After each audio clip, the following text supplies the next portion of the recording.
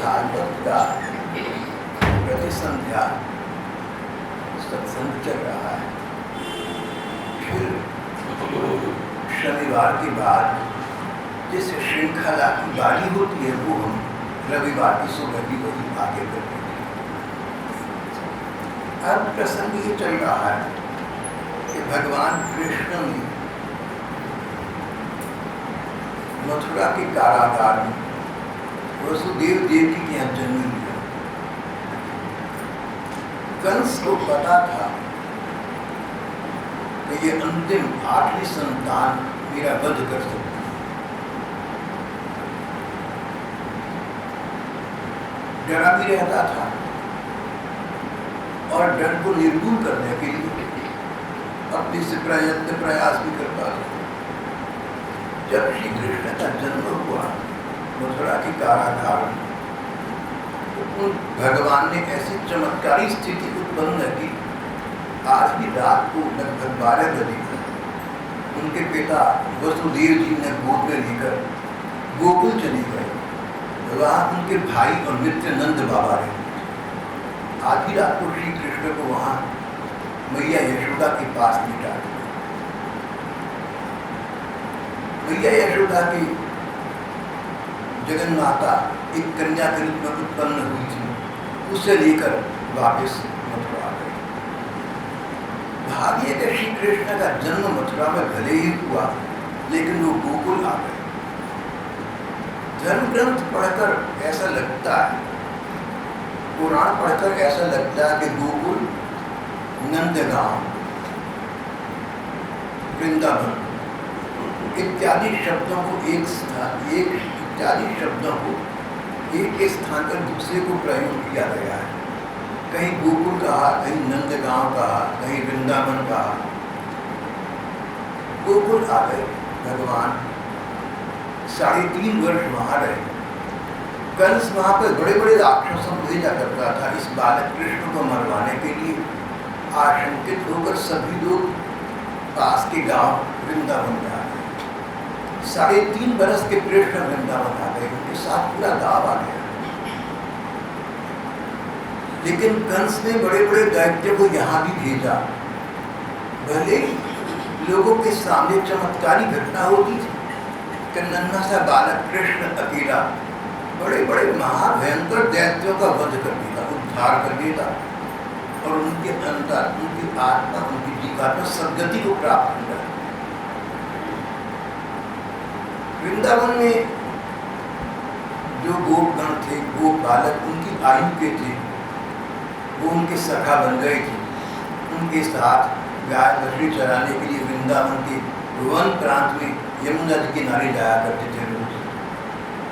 जो बड़ी गोपिकाएं थी उनको मातृ प्यार करती थी, यशोदा मैया की भांति प्यार करती थी, वात्सल्य भाव। और जो उनके साथ की या कुछ छोटी बड़ी गोपिकाएं थी उनका तो श्री कृष्ण के प्रति कांता भाव था, सर्वस्व समर्पण का भाव। जन्म जन्मांतरों से हम तुम्हारी नहीं है और अनंत काल के हम तुम्हारे चरणों में आगे तुम्हारी।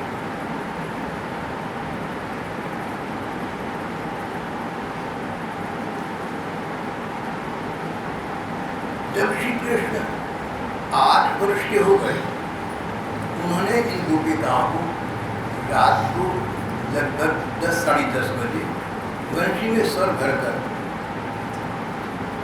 अपनी प्राण प्रिया गोपिकाओं को वृंदावन के इस वन प्रांत में बुलाया। उनके साथ रास किया, नृत्य किया, कंठ लगा लिया, हृदय से लगा लिया। और ये सारा दृश्य आकाश में उतरे देवता और उनकी पत्नियां दिख रही थी। पशु पक्षी तक उनसे विचंबित थे। ये रस का उत्सव था जहाँ भगवान के सभी प्रियजन उनके रस के सागर में डूब रहे। किसी प्रकार की संकोच या लज्जा का वहाँ क्षेत्र नहीं था।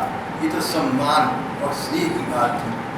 देवियाँ अपने मन में सोच रही थी काश कि हम मानवियाँ होती और श्री कृष्ण के इस रास आयोजन में आज हम भी सम्मिलित। धर्म ग्रंथ कहते हैं कि भगवान कृष्ण के प्रति गोपी भाव होना मानव जीवन की सर्वोत्कृष्ट सफलता, सबसे बड़ी सफलता। इसी प्रकार जैसे तैसे हो सके गोपियों जैसा भाव प्राप्त हो जाए। 8 वर्ष के श्री कृष्ण का इन सैकड़ों सहस्त्र गोपिकाओं के साथ देवताओं की साक्षी में रास महारास हुआ और लगभग कुछ समय चलता रहा। श्री कृष्ण 11.5 वर्ष के हुए। कहीं कहीं ऐसा उल्लेख आता है कि श्री कृष्ण और गोपिकाओं का रास महारास लगभग 3.5 वर्ष प्रत्येक रात्रि चलता रहा। 8 वर्ष के कृष्ण थे, अब 11.5 वर्ष के। 11.5 वर्ष के श्री कृष्ण हुए तो गोपिकाओं का सर्वस्व समर्पण का भाव स्वीकार कर चुके थे, उन्हें प्रणय प्रदान कर चुके थे, इतना कुछ कर चुके थे कि उनका शेष जीवन श्री कृष्ण की स्मृति में, उनकी याद में बीत जाए। अब उन्होंने मथुरा जाकर राजा कंस के उद्धार की योजना बनाई। कंस अपने समय का विश्व का सबसे बड़ा आतंकी था। उसने सबको आतंक में रखा हुआ था, बड़े बड़ों का सम्मान नहीं करता था, पिता का राज्य छीन लिया था, अशिष्टता से बात करता था, अभद्रता से, बदतमीजी से बात करता था। लेकिन इतना सबल था कि देवता तक उससे खौफ खाता था। वो अपने आप को संसार का एक छत्र अधिपति समझता था।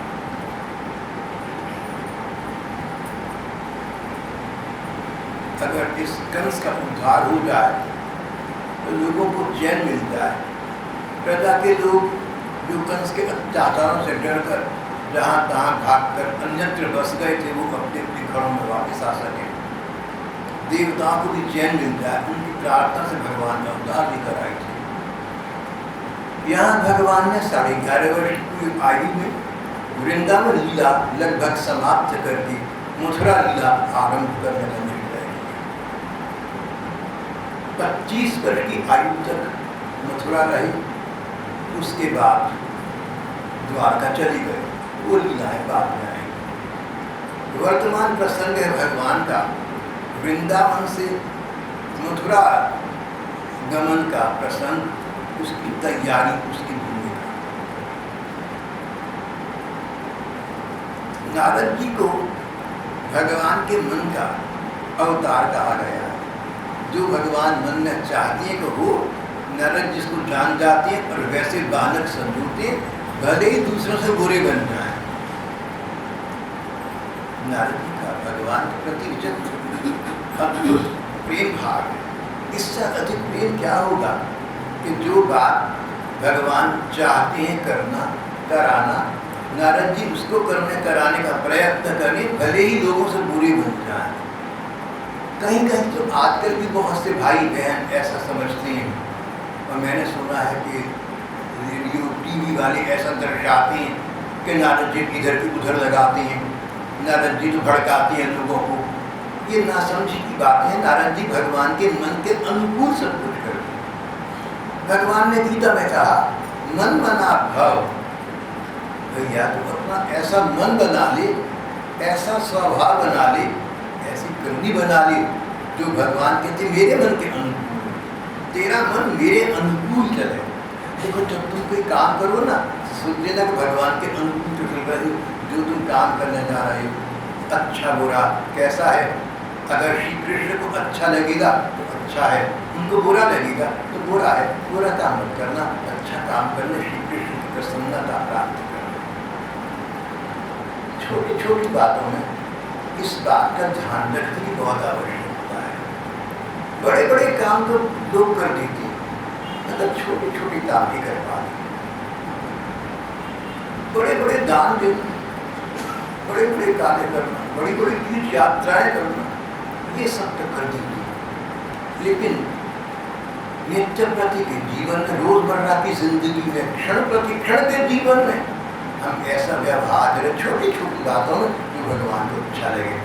सांसारिक उदाहरण ये, सास जिसके बहू में कोई कमी है तो उसके कोचे नहीं। सास का काम है कि बहू को नाम ना धरे, नाम ना सुनाए, या अपनी बच्ची बेटी होती है उससे प्यार करके बात करें। बहू के काम में हस्तक्षेप ना करें, जो करे हाँ हाँ करें, उसको प्रोत्साहन प्रदान करें। इसी प्रकार बहुओं का काम है कि सास को माँ की जगह समझे। सास तो माँ तो 25 वर्ष की माँ थी, विवाह हो गया 75 वर्ष की माँ तो सासू होगी। हर बहू का काम है अपनी असली माता जिसने जन्म दिया, 14वें वर्ष जिसने माता बनकर रहना है, उसका सम्मान करना, उसकी सेवा करना।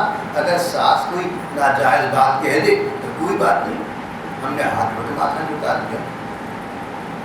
जैसे माँ का प्यार और आदर रखते हैं ऐसे बहू को चाहिए सास का रखें। ये मैंने आपको एक उदाहरण दिया इस बात का, वो करना जो भगवान को अच्छा लगे। तो भगवान को अच्छा लगने के लिए सास बहू को प्यार करे, बहू प्यार को सास करे, दोनों बहू सास को प्यार करे, दोनों एक दूसरे की खामी को नजरअंदाज कर दें, भगवान प्रसन्न होंगे। अगर इस दृष्टि से सास बहू एक दूसरे से प्यार करते हैं कि भगवान प्रसन्न होंगे। आप पूजा कर रहे हैं, अलग से जब करो या ना करो, तीर्थ यात्रा करो या ना करो, नित्य प्रति के जीवन में ऐसे क्षण ऐसे पल आती रहती हैं जब हम भगवान के अनुकूल चले। वो गोपिकाएं भगवान के गुण अनुकूल थी, उनको भगवान ने अपना समय प्रदान कर दिया था। और अब सोचा मथुरा जाकर जिसके लिए जो भला है, जिसके जैसा इलाज है वैसा करें। देखो चिकित्सक को पता है कि किस व्यक्ति का इलाज मीठी दवा भी है और किस व्यक्ति का इलाज कड़वी दवा भी है। जिसके लिए जो दवा ठीक है उसके भले में चिकित्सक योगी के मना करने पर भी वो दवा देता है। इसी प्रकार जिन लोगों को भगवान ने अपना प्रणय प्रदान करना था उनको प्रणय प्रदान किया, और जिनका उद्धार करके उनको सद्गति प्रदान करनी थी उनके लिए भगवान ने अब मथुरा आने का नाटक, मथुरा आने का अभिनय आरंभ कर दिया। यहाँ से भगवान कृष्ण की 11.5 वर्ष की आयु से मथुरा लीला का उद्घाटन हो जाता है। तो प्रसंग ये चल रहा था कि नारद जी भगवान के मन की बात को जान जाते हैं और जैसा भगवान चाहते वैसा करने कराने के बानक बताते हैं। नारद जी जानते थे कि श्री कृष्ण अवतार लेकर इस पृथ्वी पर इसलिए आए हैं कि जहाँ प्रेमी जनों को प्रेम प्रदान करें, वहाँ दुष्ट जनों का संहार करके उनका उद्धार करें। उनका उद्धार का उपाय यही है कि उनको इस प्रकार की गति प्रदान की जाए। उनकी सद्गति का उपाय उनके उद्धार में है। उनकी मानवीय जीवन, उनका लौकिक जीवन समाप्त हो गया, नहीं तो जिएंगे तो और पाप करते रहेंगे और संसार में चैन की और शांति की स्थापना की तरह। नारद जी जानते थे भगवान के इस मन की बात को जानते थे। इसको साकार करने के लिए, इसको रूप प्रदान करने के नारद जी का आदर देवताओं में सज्जनों में तो है, दुर्जनों दुष्टों और दानवों में नारद जी का आदर। नारद जी को किसी के अंतरंग कक्ष में प्रवेश करने की आज्ञा है। जहाँ सभ्यता कहती है, नियम कहता है सीधे घुसे पर चले जाओ, नारद जी के लिए सब आज्ञा है, सब अनुमति है। किसी के अंतरंग में चली जाए सब उनका स्वागत करती है, उनका सम्मान करती है। नारद जी का स्वभाव ऐसा है, नारद जी का चरित्र ऐसा है। नारद जी, ये नारद जी जो भगवान के मन की बात को जानते थे, उसको पूरा करना चाहते थे, उनकी बात की को पूरा करने के उद्देश्य से राजा कंस के पास गए।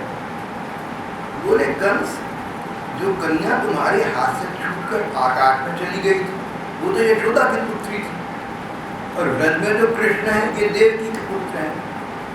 वहाँ जो बलराम है वे रोहिणी के पुत्र हैं।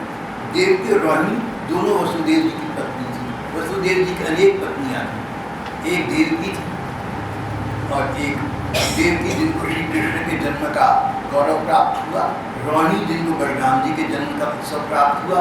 इस प्रकार बलदेव जी, बलराम जी और श्री कृष्ण दोनों के पिता वसुदेव जी थे। माताएं अलग अलग थी, देव रोहिणी। यहाँ जो बलराम है वे रोहिणी के पुत्र हैं। वसुदेव ने तुमसे डरकर अपने मित्र नंद के पास उन दोनों को रख दिया है। उन्होंने ही तुम्हारे अनुचर दैत्यों का वध किया है। वसुदेव ने डरकर अपने मित्र नंद के पास अपने इन दोनों पुत्रों को रख दिया। नारद जी ने कहा अपने मित्र नंद के पास। ऐतिहासिक सत्य ये है कि नंद और वसुदेव मित्र तो बने, मित्र तो थे, प्रगाढ़ मित्र, लेकिन दोनों भाई भाई भी थे।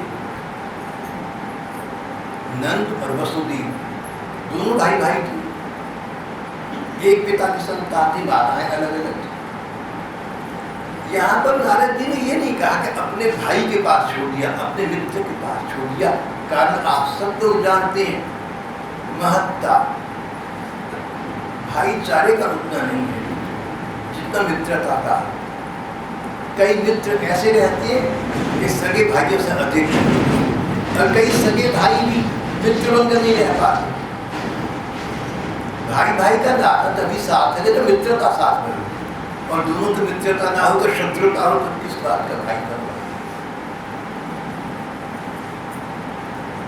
हमारे बुजुर्ग भारती कहा करती थी कि जो रिश्तेदार हैं, भाई हैं या और रिश्तेदार हैं, ये तो they are force on us, हम पर फोर्स करे गए, हम पर लादे गए हैं। Friends are our own choosing, मित्रों को हमें तो खुशी सुना है। इस बात में काफी सच्चाई है। कथाकार कहते हैं कि नारद जी ने कहा कि वसुदेव ने अपने मित्र नंद जी के पास अपने दोनों पुत्रों को छोड़ा है।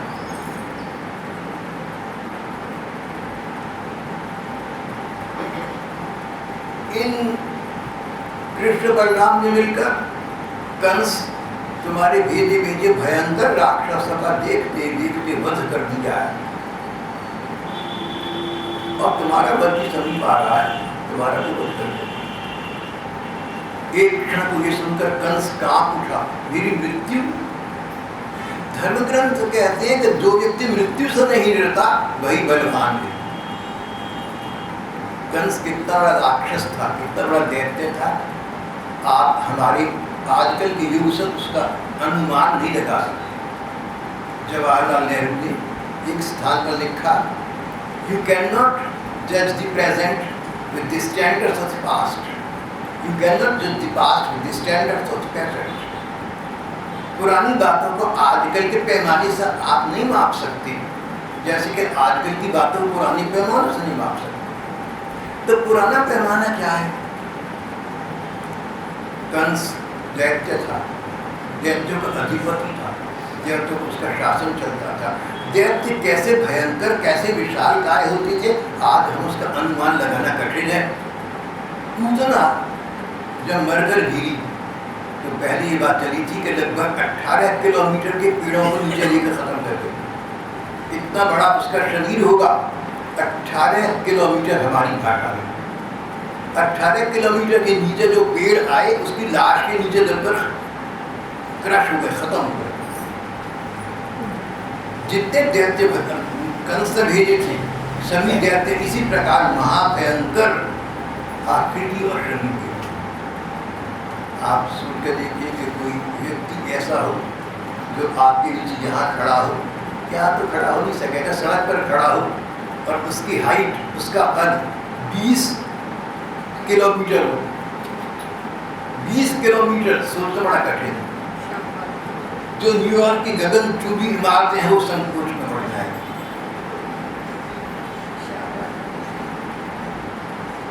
शाहबाद कहती है, शाहबाद अगर अंबाला गिरा था तो शाहबाद से जाके पड़ेगा। ऐसे ऐसे भयंकर महाभयंकर राक्षस थे। कंस इन सबका चौधरी टन का कहता था, देवता तक कंस से डर खाती थी। जब तक जिएगा तब तक संसार को कष्ट देता रहेगा, अपने पाप बढ़ाता रहेगा। उनका पाप ऐसे पाप जिनका फल सारे नरक मिलकर भी दे न सकेंगे, अनंत यातना का पात्र बन जाएगा। उसका उद्धार करने का भगवान कृष्ण ने निर्णय किया और इसलिए उन्होंने मथुरा आने की योजना बनाई। उसके पापों को खड़ा भरने के लिए नारद जी उसके पास पहुंचे और उसको सच सच सारी बात बता दी। आप इसको ये ना कहना कि नारद जी बातें लगाएं, जहाँ की बात तहाँ कहते फिरे, ये तो मजाक है जी, निंदा चुगली करने को। अरे भाई सच्चाई तो देखो ना क्या है। सच्चाई ये कि भगवान कंस का उद्धार उस प्रकार करना चाहते थे, इसके अतिरिक्त और कुछ चारा नहीं था। और उसके बालक बनाने के लिए उनकी मन की बात को पूरा करने नारद जी जानबूझकर भगवान के विधान को साकार करने के लिए कंस के पास पहुंचे और सीधा सीधा उसे सच बता दिया। ये सुनकर कि जिस कृष्ण ने अब तक न जाने कितने महाभयंकर दैत्यों को देखते देखते मौत के घाट उतार दिया, उसके हाथों मेरी मृत्यु लिखी है, मेरी मृत्यु लिखी है, मेरी मृत्यु तो होगी, एक क्षण को कांप गया। लेकिन कई अभिमानी व्यक्ति डरते होते हैं, मन में ऊपर से अपनी बहादुरी दिखाते हैं।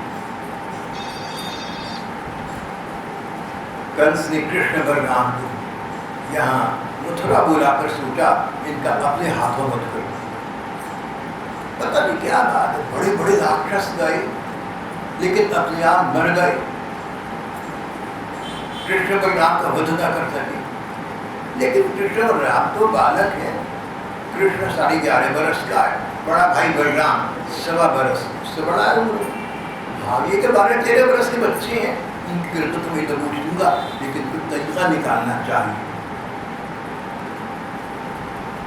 कंस दुराभिसंधि के षड्यंत्र के तत्परता में तैयारी में लग गया। उसको अपने बहनोई वसुदेव जी पर बड़ा क्रोध आ रहा। वसुदेव जी देवकी के पति, देवकी कंस की लगभग बहन, अपने बहनोई थे वसुदेव जी। देवकी कंस के प्रति स्नेह का भाग है। कंस देवकी को बेटी की तरह प्यार करता है। जब से पता लगा कि इसकी संतान मेरा वध करेगी, उसका शत्रु बन गया। कोई दुष्ट हो ना, दुर्जन हो तो उसके वायदे का, उसकी प्रण प्रतिज्ञाओं का इतबार न कर। क्षणे दुष्टम क्षणे दुष्टम दुष्टम दुष्टम क्षणे क्षणे। अभी तो प्रसन्न हो गया आपसे, अगले क्षण अप्रसन्न हो जाए तो कौन कह सकता है।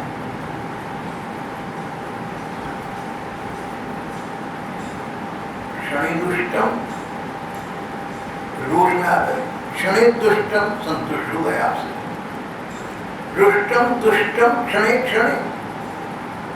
कभी नाराज कभी खुश, कभी नाराज कभी खुश, क्या कर बैठे कुछ पता नहीं। सितम गणों की इनायत से बेरुख की अच्छी न तेरी दोस्ती अच्छी न दुश्मनी अच्छी। ऐसे लोग संसार में आते हैं, काश के ऐसे लोग ना हो, लेकिन संसार सब प्रकार के लोगों से भरा पड़ा है। कंस को अपनी प्यारी बहन देवकी के पति वसुदेव जी पर बड़ा क्रोध आया। जब वसुदेव जी ने कई बरस पहले कहा था कि कंस जो संतान होगी मैं तुम्हें लाकर देता जाऊंगा, उसका वध कर देना, देवी का वध करने का क्या फायदा। कंस जानता था कि वसुदेव जी सत्य संध व्यक्तित्व है, झूठ नहीं बोलती, उन्होंने उनका इतबार किया और ऐसा होता रहा। लेकिन अरे कंस का क्रोध ये था कि जिस वसुदेव को मैंने सत्य संध समझा, उसने उस संतान को मेरे पास लाकर नहीं दिया जिसने मुझे मार देना था, और मेरे से छिपकर चुपचाप षड्यंत्र करके अपने किसी मित्र के यहाँ वृंदावन गोकुल पहुंचा दिया। कंस को इतना क्रोध आया, वो अपने को संभाल न सका, तीखी तलवार उठाई, अभी जाकर वसुदेव गला काटता। नारद जी ने रोका, कंस वसुदेव की हत्या करके अब तुम्हें क्या मिलेगा? वो जो मौत पर डरा रही है वो तो चलेगी नहीं भैया, उसका उपाय कर। जब जीवन में कोई कष्ट आया तो कष्ट के हल का उपाय सोचना, घबराना नहीं, उत्तेजित ना होना, किसी पर दानछन न लगाना, अपने कष्ट का कारण किसी व्यक्ति को न बनाना। संकट काल में व्यक्ति को संकट का हल सोचने का प्रयत्न करना चाहिए। भगवान के भरोसे सत प्रयत्न करो तो अंततः वो प्रयत्न सफल भी हो जाता है। सब भक्तों की जीवनी इस बात का प्रमाण है, इस बात का उदाहरण है।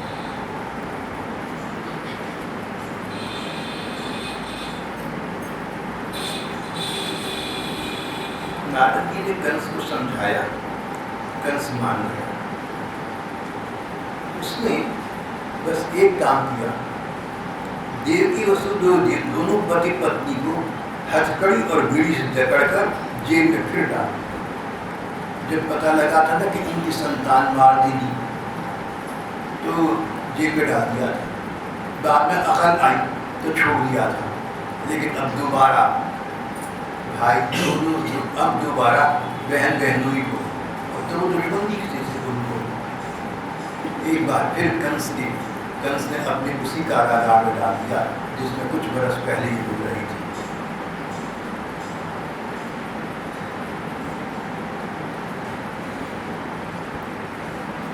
नारद जी खड़े हुए, बोले कंस, किसी के कारण तुम्हारी मृत्यु होगी, किसी अन्य का तो बोझ क्रोध में आकर कर दो भैया। विवेक से काम लो, समझ से काम लो, सोच विचार से काम लो। कंस जानता था कि नारद जी सबके हित चिंतक है। प्रणाम किया नारद जी, सादर बात छोड़ने गया। नारद जी तो अपने स्थान पर चले गए।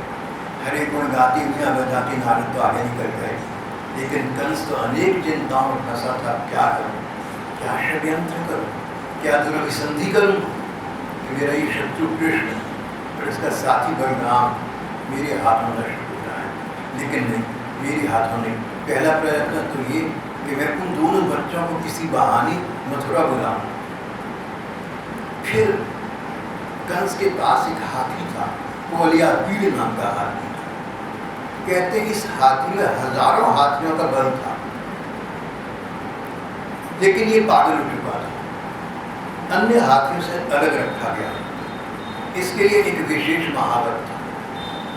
अगर उस महावत को बुलाकर मैं कहूँ कि इस पागल महाबलवान हाथी को मदिरा पान करा दो, शराब पिला दो, और ऐसा स्थान पर रखो कि कृष्ण सामने से गुजरे, तो एक क्षण में ये हाथी उसका काम खत्म कर दिया।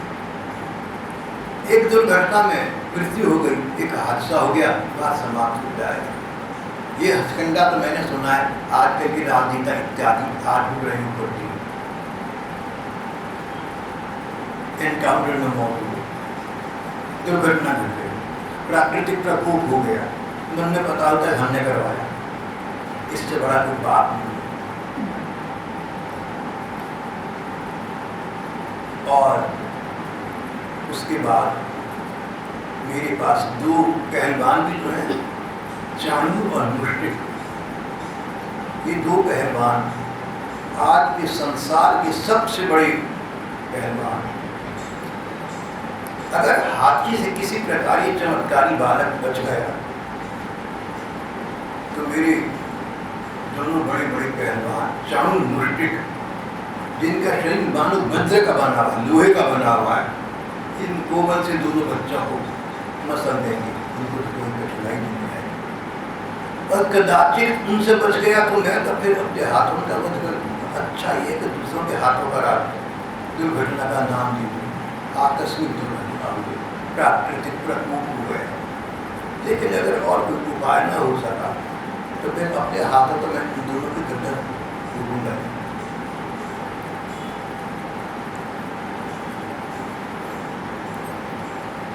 षड्यंत्र निर्माण में कंस बहुत प्रवीण था, साजिश करने बड़ा होशियार था। किसको साथ मिलाना है, किसको नजरअंदाज करना है, किसको दरकिनार करना है, किसको लालच देकर या डरा धमकाकर अपने साथ लगा लेना है, सब प्रकार की नीतियां जानता है। स्वार्थ सिद्धि का सिद्धांत जानता है, केवल स्वार्थ सिद्धि का। श्री परीक्षित जी महाराज को ये कथाएं भगवान सुखदेव जी सुना रहे हैं, भागवत की कथाएं, ये तो आप सब जानते हैं। सुखदेव जी कथा को क्षण विश्राम लेकर कहते हैं, देखो परीक्षित, जो लोग स्वार्थ सिद्धांत जानते हैं स्वार्थ सिद्धि का सिद्धांत जानते हैं, अब तो सिर्फ गलत को भी जानते हैं, उनका दोस्त और दुश्मन कोई नहीं हुआ, मौका परस्ती पसंद करते, अवसरवाद, अपॉर्चुनिज्म। कंस इस प्रकार की साजिशों का, इस प्रकार के षड्यंत्रों का मास्टरमाइंड था। उसके दिमाग में तो यही बात आया। जो अच्छे राजा उस समय थे उनकी कमी नहीं थी, कहीं आदमी होते होंगे। भद्रेषु सर्वं तन्मयि, वो तो ऋग्वेद की इस उक्ति पर चलते हैं, भद्रेषु सर्वं तन्मयि, सबका कल्याण हो मेरा भी, किसी का कल्याण ना हो मेरा ही कल्याण हो, ऐसा कोई अच्छा व्यक्ति नहीं चाहता। समाज में सब लोग चैन खुशी से रहें, आप भी चैन खुशी रहें तो आपका चैन सच्चा है। अगर घर में एक व्यक्ति किसी कारणवश दुखी है, आप भले ही स्वयं सुखी हो, स्वस्थ हों, लेकिन उसका दुख आपको कचोटता रहेगा, आप कैसे चैन से बैठेंगे? सारा संसार जिनका परिवार है, वसुधैव कुटुम्बकम्, सारी वसुंधरा, सारी पृथ्वी जिनका घर है, उन प्राणियों को स्वयं स्वस्थ और सुखी रहने पर भी अन्य प्राणी अगर दुखी हैं तो मन में दुख बना रहता है। लेकिन कंस ये तो केवल स्वार्थ सिद्धि का सिद्धांत ही जानता है, अच्छी बातों से कोई मतलब था नहीं। उसने अपने उन पहलवानों को बुलाया, महावतों को बुलाया, जितने दुर्जन उसके मित्र थे, दैत्य थे, सबको बुलाया और एक अंतरंग सभा करी। अंतरंग समिति सारी दुष्ट शामिल थे।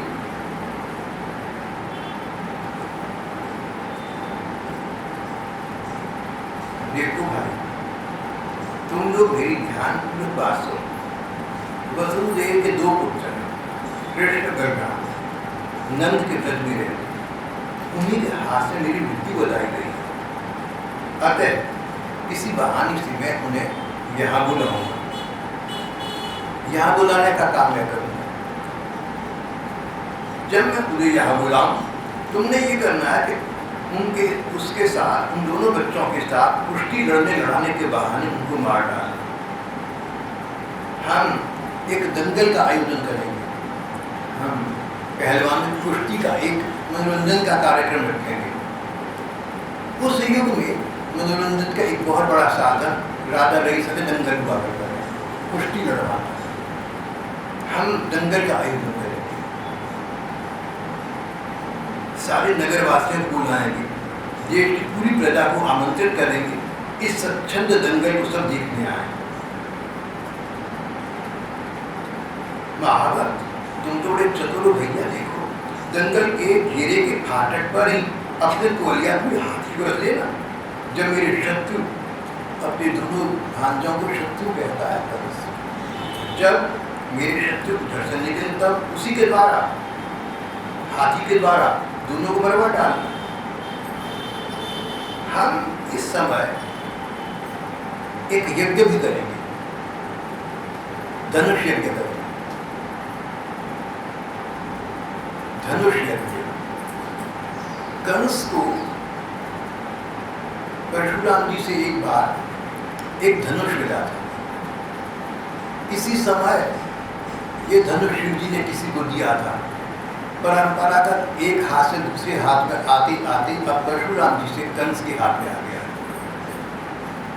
शिव जी का ये धनुष साधारण धनुष होता है। यज्ञ के द्वारा इसको प्रसंतुष्ट किया जाए तो यज्ञकर्ता यजमान कोई अभीष्ट सिद्धि प्रदान कर सकता है। शिव जी का धनुष था, इसलिए यज्ञ में शिव जी की आराधना हुई थी। शिव जी की आराधना चतुर्दशी को वैदिक तंत्रों के अनुसार उचित मानी गई थी। शिवरात्रि भी चतुर्दशी को। कंस बोला कि हम इसकी चतुर्दशी जो आ रही है परसों, इस यज्ञ का विधान करेंगे। शिव जी के इस इंद्र यज्ञ, शिव जी के इस धनुष के यज्ञ का विधान करेंगे। अब धनुष यज्ञ में तो सब लोग नहीं आएंगे, कुछ आ जाएंगे, कुछ नहीं आएंगे, और गांव के लोग, बच्चे लोग आए यज्ञ देखने, ऐसा भी आसान काम नहीं है। यज्ञ का तो बहाना होगा, यज्ञ के बहाने हम दंगल साफ कर रखेंगे, और दंगल में हाथी के द्वारा या पहलवानों के द्वारा कृष्ण बलराम की हत्या हो जाए, हमारा मनोरथ सफल हो जाए। बस ये करना है।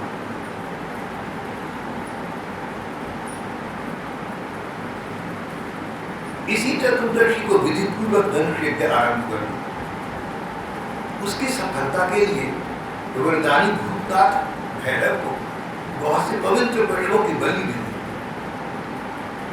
हमारे वेदों में कई प्रकार के यज्ञ बताए गए हैं, कई प्रकार की पूजा बताई गई है। सात्विक भी हैं, दूसरों की बलि भी है, राजसिक भी हैं, अपनी बलि भी है, तामसिक भी हैं, दूसरा का नुकसान और अपना भला करना। तामसिक पूजाओं का अंततः जो फल मिलेगा वो अच्छा नहीं माना गया।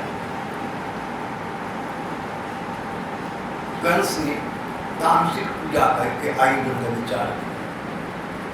हम शिव जी के भैरव रूप को, जो भूत प्रेतों का राजा माना गया है, पशुओं की बलि देकर प्रसन्न करेंगे, जिससे हमारा ये यज्ञ संपन्न हो। और यज्ञ संपन्न होने का अर्थ है हमारा अपना सफलता का मार्ग, हमारी शक्तियों का बल। सत्यक नाम का इनका एक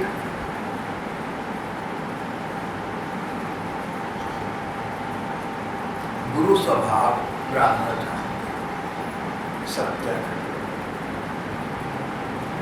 उसने आगाह किया, सत्यक ने चेतावनी दी, महाराज विधान ये है कि इंद्रधनुष, दोबारा कहूँगा, विधान ये है कि शिव जी के धनुष के यज्ञ करने से सफलता प्राप्त हो, अभीष्ट सफलता प्राप्त हुई, जो मांगो सो मिलेगा। लेकिन अगर अचानक इस धनुष को किसी ने तोड़ दिया, यज्ञ भंग हो गया, तो ये धनुष जजमान का सर्वनाश कर देगा। आप इस बात का विचार करें कि धनुष इंटैक्ट सुरक्षित बना रह सके। भाव ये था कि जिन कृष्ण बलराम की सामर्थ्य का इतना वर्णन, इतनी चर्चा है, कहीं वो धनुष को ना तोड़। यज्ञ क्षण कंस ये सुनकर क्षण भर के लिए विचंबित हुआ, आशंकित हुआ, भयभीत हुआ, ऊपर से बहादुर बना, कोई और चारा न लेकर बोला कोई बात नहीं, हम यज्ञ करेंगे। इस धनुष को तोड़ने वाला कोई पैदा नहीं हुआ। जो इस धनुष को तोड़ने का प्रयत्न करेगा, उससे पहले उस व्यक्ति को तोड़ दूंगा, तुम चिंता मत करो, मुझे अपने बाहुबल पर विश्वास है। देखो, excessive trust is bad, excess of everything is bad. अतिशय मंत्र बन रही, कहीं ऐसा न समझता कि तुम सबसे ऊपर हो, तुमसे ऊपर कोई नहीं। ये संदेश पर भागवत बार बार देती है। रईस से रईस व्यक्ति के ऊपर कोई अधिक रईस होता है, पहलवान से पहलवान, महाबली पर कोई ऊपर महाबली होता है। अगर आप कहीं ऐसा समझे ना कि सबसे अधिक आप हैं, इससे आपको ये पता लगा कि सच्चाई का पता नहीं। जो आपसे अधिक है उनका आपसे मिलना नहीं हुआ, नहीं तो आपसे अधिक तो कई है। किसी बारी में ऐसा मत समझना कि हम इसकी सीमा है, हमारे से ऊपर, हमारे से बड़ा कोई है ही नहीं। भागवत की संदेश बार बार भी